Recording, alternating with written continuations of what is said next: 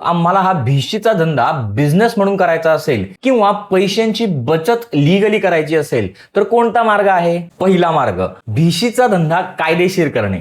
जर तुम्ही बाजारात मोठे फायनान्सर आहात आणि एकाच वेळी 10-15 भिशा चालवतात तर भाऊ ऐका, तुम्ही कायद्याच्या नजरेत बेकायदेशीर बँकिंग करत आहात. जर हा धंदा मोठा करायचा असेल तर भारतात चीट फंड्स ऍक्ट 1982 चा कायदा आहे. या कायद्यानुसार तुम्हाला स्वतःची एक प्रायव्हेट लिमिटेड कंपनी रजिस्टर्ड करावी लागते आणि रजिस्टर ऑफ चीट्स कडून लायसन घ्यावं लागतं. एकदा का हे लायसन मिळालं की तुम्ही छाती ठोकून कमिशन कमवू शकतात. सगळ्यात मोठा फायदा म्हणजे लायसन्स असेल तर बँक तुम्हाला कोट्यवधी रुपयाचं बिझनेस लोन सुद्धा देते आणि समाजात व्हाईट कॉलर बिझनेसमॅन म्हणून तुमची पत वाढते. आता बोलूया सामान्य लोकांबद्दल, ज्यांना फक्त पैशांची बचत करायची आहे. जर तुम्ही एखाद्या घरगुती किंवा अनरजिस्टर्ड भिशी मध्ये इन्व्हेस्ट करत असाल तर आजच थांबा, विचार करा. जर उद्या ती भिशी चालवणारी व्यक्ती तुमचे पैसे घेऊन पळून गेली तर तुम्ही पोलिसात जाऊ शकता का? नाही, कारण तुम्ही स्वतः एक बेकायदेशीर सिस्टीमचा भाग आहात.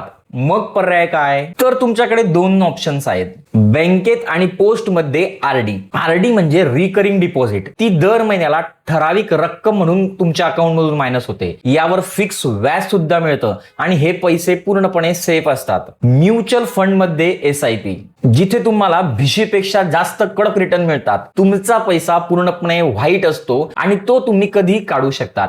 आणि सगळ्यात शेवटचा आणि महत्वाचा सल्ला, जर तुमच्या बँक अकाउंट मध्ये आधीच भिशीचे पैसे अशा शेकडो लोकांकडून आले असतील आणि शेकडो एंट्र्या झाल्या असतील तर इन्कम टॅक्सची नोटीस येण्याची वाट पाहू नका. आत्ताच चांगल्या टॅक्स कन्सल्टंटला भेटा आणि ते व्यवहार कायदेशीररित्या कसे सेटल करायचे ते समजून घ्या आणि तुमची आर्थिक यात्रा लवकर सुरक्षित करा. धन्यवाद.